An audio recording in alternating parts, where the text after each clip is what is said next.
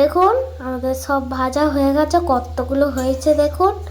আপনারাও এইভাবে বাড়িতে বানিয়ে খেতে পারেন, খুব ভালো লাগবে। আর যদি আমাদের ভিডিওটি ভালো লাগে তাহলে লাইক এবং সাবস্ক্রাইব করে আমাদের পাশে থাকবেন। Tata, bye. Hello guys, Jinia রান্নাঘরের পক্ষ থেকে সবাইকে স্বাগত। আজ আমি বানাবো ভেজিটেবল চপ। তাই এখানে বিট, গাজর, ফুলকপি, কড়াইশুঁটি, বিম কড়াই এইসব দিয়ে এখানে তরকারি বানিয়েছি। এবারে ভেজিটেবল চপ করা হবে।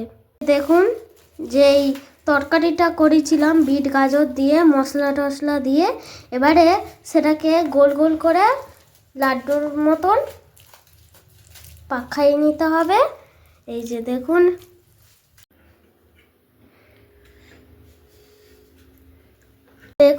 এখানে অ্যারাউট আর একটা ডিমকে ফাটিয়ে এখানে তৈরি করা হচ্ছে ব্রেড ক্রাম্বসের মধ্যে দিয়ে। এই যে দেখুন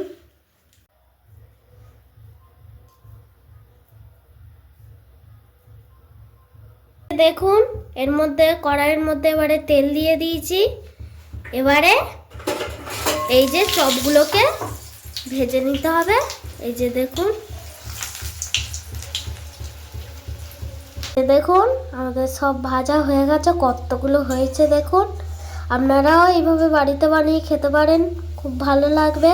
আর যদি আমাদের ভিডিওটি ভালো লাগে তাহলে লাইক এবং সাবস্ক্রাইব করে আমাদের পাশে থাকবেন। Tata, by.